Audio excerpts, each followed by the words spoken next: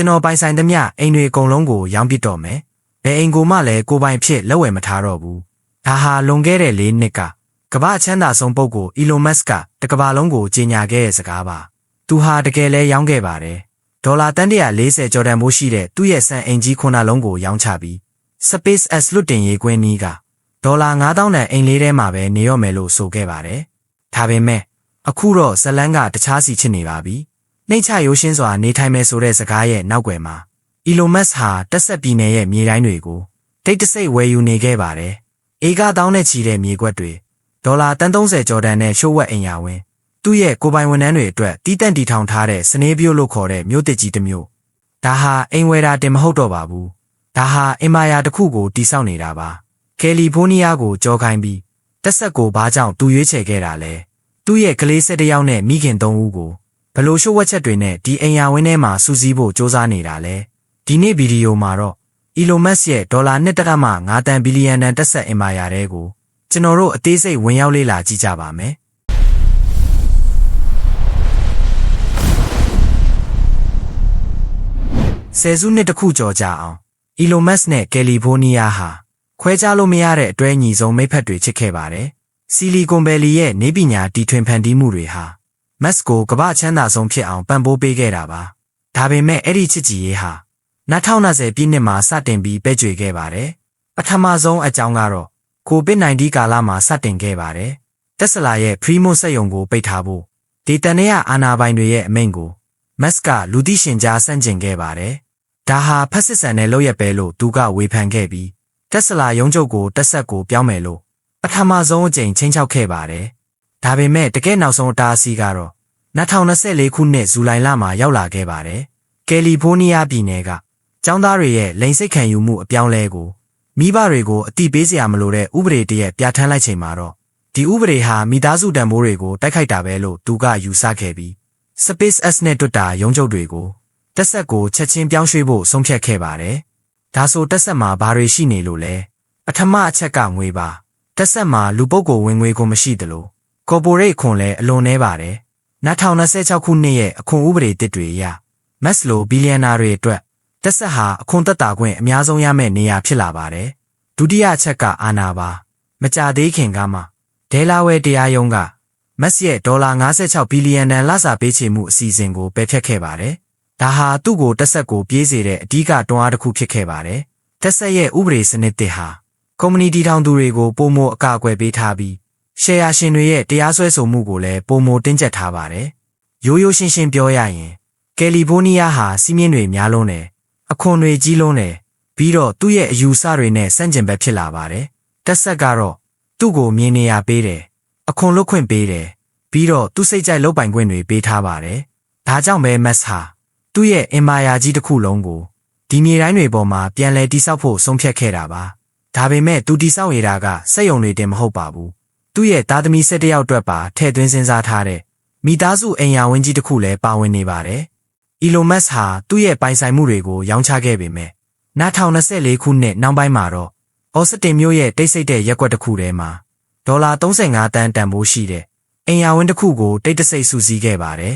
်ဒါဟာရိုးရိုးအိမ်ယာတစ်ခုမဟုတ်ပါဘူးသူ့ရဲ့ကလေး7ယောက်နဲ့မိခင်3ဦးကိုတနေရာထဲမှာစုစည်းဖို့စ조사တဲ့ Musk မိသားစုအင်မာယာရဲ့ဗဟိုချက်ပဲဖြစ်ပါတယ်ဒီအိမ်ယာဝင်းရဲ့အဓိကအစိတ်ပိုင်းကတော့စတူရန်ပေ14400ကျယ်ဝန်းတဲ့အီတလီစတိုင်ဗီလာကြီးရဲ့ဖြစ်ပါတယ်အဲ့ဒီအိမ်ကြီးရဲ့ကလျက်မှာပဲနောက်ထပ်အိတ်ခမ်း6ခန်းပါတဲ့စံအိမ်တစ်လုံးကိုထပ်မံဝယ်ယူခဲ့ပါတယ်Muskရဲ့ရည်ရွယ်ချက်ကရှင်းပါတယ်သူ့ရဲ့သားသမီးတွေဟာဖခင်တူးတဲကဆင်းသက်လာပေမဲ့မိခင်မတူကြတဲ့အတွက်သူတို့အချင်းချင်းမောင်နှမအရင်ချာတွေလိုရင်းရင်းနှီးနှီးကြီးပြင်းလာစေချင်တာပါလက်ရှိမှာတော့ Musk နဲ့အတူညူယာလင်းရဲ့အမှုဆောင်ရာရှိရှီပွန်ဈေးလက်နဲ့သူမရဲ့ကလေး3ယောက်ဟ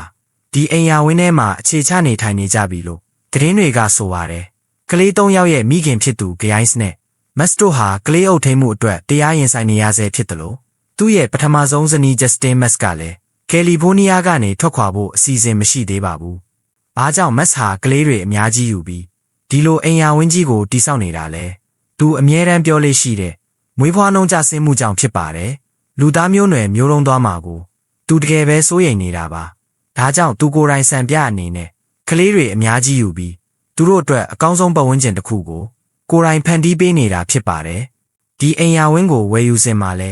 မက်စ်ဟာအလွန်ရှို့ဝှက်ခဲ့ပါတယ်။အိမ်ရောင်းသူတွေကို NDA စာချုပ်တွေလက်မှတ်ထိုးခိုင်းခဲ့တယ်လို့သူ့ရဲ့လုံခြုံရေးအဖွဲ့တွေကလည်းဒီရက်ကွက်ထဲမှာအမြဲတမ်းကင်းလှည့်နေပါတယ်။ဒါပေမဲ့အိမ်နီးနားချင်းတွေကတော့ဒါကိုသဘောကျပုံမရပါဘူး။ဒီရက်ကွက်ကတိတ်ဆိတ်တဲ့နေရာပါ။အခုတော့ Elon Musk ရဲ့အိမ်ယာဝင်းကြီးကြောင့်အရာအလုံးကပြောင်းလဲကုန်ပြီလို့ဒေတာခန်အချို့ကဆိုပါတယ်။ဒါပေမဲ့ဒီအိမ်ယာဝင်းဟာအစပဲရှိရသေးတယ်။အော်စတင်မြို့ပြင်ကိုထွက်လိုက်မယ်ဆိုရင်တော့ဒီထက်ပိုပြီးထူးဆန်းတဲ့မက်စ်ရဲ့ကိုပိုင်မြို့တော်ကြီးစနေးမြို့ကိုတွေ့ရမှာပါ။ဝန်ထမ်းတွေအတွက်မြို့တစ်မြို့ကိုတိစောက်တယ်ဆိုတာဘယ်လိုမျိုးလဲ။အော်စတင်မြို့ကနေမိနစ်40လောက်ကားမောင်းသွားရင်တော့Elon Musk ရဲ့အထူးခြားဆုံးစီမံကိန်းတစ်ခုကိုတွေ့ရမှာပါ။အဲ့ဒါကတော့စနေးမြို့လို့အမည်ပေးထားတဲ့သူ့ရဲ့ကိုပိုင်မြို့တော်ကြီးပဲဖြစ်ပါတယ်။ဒီမြို့ရဲ့အမည်ဟာဘိုးယင်းကုမ္ပဏီရဲ့ mascot ဖြစ်တဲ့ဂယ်ရီသောစနေးကိုအစွဲပြုထားတာပါ။သူကသူ့ရဲ့ဥမင်ဒူးဆက်တွေကိုခရူးထက်မြန်အောင်လုပ်ရမယ်လို့ဝန်ထမ်းတွေကိုစိန်ခေါ်ရာကနေဒီနာမီဖြစ်လာတာပါ။ဒါဟာရိုးရိုးဝန်ထမ်းအိမ်ယာမဟုတ်ပါဘူး။မက်စ်ရဲ့ရည်ရွယ်ချက်ကသူ့ရဲ့ဝန်ထမ်းတွေအလုံးနဲ့အိမ်နီးနီးကပ်ကပ်နေနိုင်ဖို့နဲ့အော်စတင်ရဲ့ကြီးမားတဲ့အိမ်ငါးကဒဏ်ကနေတက်တာစေဖို့ဖြစ်ပါတယ်။စနေးမြို့မှာအိတ်ခမ်း၃ခမ်းမှာအိမ်တစ်လုံးရဲ့9ရန်ခါတစ်လကိုဒေါ်လာ800ဝန်းကျင်ပဲရှိပါတယ်။ဒါဟာအပြင်ကပေါက်ဈေးဒေါ်လာ2200နဲ့နှိုင်းယှဉ်ရင်အလွန်ကိုတက်တာလုံးတဲ့ဈေးနှုန်းပါ။မြို့ထဲမှာဝန်ထမ်းတွေအတွက်ရေကူးကန်အားကစားကွင်းတွေတင်မကပဲကိုပိုင်ဆိုင်တွေလည်းရှိပါတယ်။ဒါအပြင်ကလေးတွေအတွက်ကျောင်းတစ်ကျောင်းလည်းပါဝင်ပါတယ်။မက်စ်ရဲ့စိတ်ကူးကတော့ဝန်ထမ်းတွေဟာအလုပ်ကနေအိမ်ကိုလမ်းလျှောက်ပြန်နိုင်ရမယ်။အားလက်ချိန်မှာလည်းမြို့ထဲမှာတင်အားလုံးပြည့်စုံနေရမယ်ဆိုတဲ့တက်ဆက်ယူတိုပီးယားတစ်ခုကိုဖန်တီးဖို့ဖြစ်ပါတယ်။ဒါပေမဲ့ဒီမြို့လေးရဲ့နောက်ွယ်မှာအငင်းပွားစရာတွေလည်းရှိနေပါတယ်။အဓိကပြဿနာကတော့ရေပါပဲ။ဘိုးယင်းကုမ္ပဏီဟာစက်ရုံကထွက်တဲ့အညစ်အကြေးတွေကိုကိုလိုရာဒိုမြစ်ထဲကိုစွန့်ထုတ်ဖို့စ조사ခဲ့တဲ့အတွက်ဒေတာခန်တဘာဝပတ်ဝန်းကျင်ထိန်းသိမ်းရေးသမားတွေနဲ့အကြီးအကျယ်ပြဿနာတက်ခဲ့ပါတယ်။ကျွန်တော်တို့ရဲ့မြစ်ကိုအစိမ့်မခတ်ပါနဲ့ဆိုတဲ့ကန့်ကွက်မှုတွေကြောင့်မြို့ချဲ့ထွင်မှုဟာအနှဲငယ်နှေးကွေးသွားခဲ့ပါတယ်။မက်စ်ရဲ့ရေရှည်ရည်မှန်းချက်ကဒီဒေတာကိုတရားဝင်ဖြစ်သတ်မှတ်နိုင်ဖို့ဖြစ်ပါတယ်။အဲ့ဒီလိုဖြစ်လာရင်တော့သူဟာကိုပိုင်မြို့တော်ဝန်ခန့်အပ်တာကိုပိုင်စီးမြင့်တွေသတ်မှတ်တာမျိုးတွေအထိလုပ်နိုင်လာမှာပါ။2025ခုနှစ်မှာ SpaceX ရဲ့ Starbase မြို့ဟာတရားဝင်မြို့ဖြစ်သတ်မှတ်ခြင်းခံခဲ့ရပြီးပြီဖြစ်လို့စနေးမြို့ဟာလည်းဒုတိယမြောက်မက်စ်မြို့တော်ဖြစ်လာဖို့လမ်းကြောင်းပေါ်မှာရှိနေပါတယ်။ဒါပေမဲ့မက်စ်ကအိမ်တွေမြို့တွေတင်စောင့်နေတာမဟုတ်ပါဘူး။သူဟာကဘာကြီးရဲ့ပညာရေးစနစ်ကိုပါပြောင်းလဲပစ်ဖို့ ASTR လို့ခေါ်တဲ့ရှိုးဝက်ကျောင်းတော်ကြီးကိုလည်းဒီတက်ဆက်မြေပေါ်မှာပဲစိုက်ထူထားပါတယ်။အဲ့ဒီကျောင်းထဲမှာဘာတွေတင်နေတာလဲ။ Elon Musk ဟာသူ့ရဲ့အင်ပါယာကိုအုပ်မြစ်ချရာမှာအဆောက်အဦတွေတင်မကပဲလူသားရင်းမြစ်ကိုပါပြုစုပြောထောင်နေပါတယ်။အဲ့ဒါကတော့ ASTR လို့ခေါ်တဲ့သူ့ရဲ့ရှိုးဝက်စမ်းသက်ပညာရေးကျောင်းတော်ကြီးပါ။မူလကသူ့ရဲ့ကိုပိုင်ကလေးတွေအတွက်ပဲတီးတန့်တီထောင်ခဲ့တာဖြစ်ပေမဲ့အခုတော့တက်ဆက်မြေပေါ်မှာဝန်ထမ်းတွေရဲ့ကလေးတွေပါဝင်ထူးချွန်တဲ့ကျောင်းသားတွေအတွက်တိုးချဲ့ဖွင့်လှစ်ထားပါတယ်။ဒီကျောင်းမှာပုံမှန်ကျောင်းတွေလိုစာမေးပွဲတွေအမှတ်ပေးစနစ်တွေမရှိပါဘူး။မက်စ်ရဲ့အယူဆကအင်ဂျင်တစ်ခုဘယ်လိုလုပ်လို့လဲဆိုတာကိုသိချင်ရင်အင်ဂျင်ကိုအရင်ဖြုတ်ပြရမယ်ဆိုတာပါပဲ။ကျောင်းသားတွေဟာ AI နည်းပညာစက်ရုပ်ပညာနဲ့လက်တွေ့ကျတဲ့ပြဿနာဖြေရှင်းနည်းတွေကိုပဲအဓိကသင်ယူကြပါတယ်။ဒါဟာအနာဂတ်မှာသူ့ရဲ့ကုမ္ပဏီတွေအတွက်လိုအပ်မဲ့စူပါအမ်ပလွိုင်ကြီးတွေကိုအခုကတည်းကမွေးထုတ်ပေးနေတာဖြစ်နိုင်ပါတယ်။ဒါပေမဲ့ဒီကျောင်းဟာမက်စ်ရဲ့တက်ဆက်အင်မာယာရဲ့တင်းငယ်တဲ့အစိပ်ပိုင်းတစ်ခုပဲရှိပါသေးတယ်။သူ့ရဲ့စက်မှုလုပ်ငန်းစုကြီးတွေဖြစ်တဲ့ Tesla စက်ရုံ SpaceX နဲ့ Starlink နျူယာလင့်နည်းပညာစင်တာတွေဟာ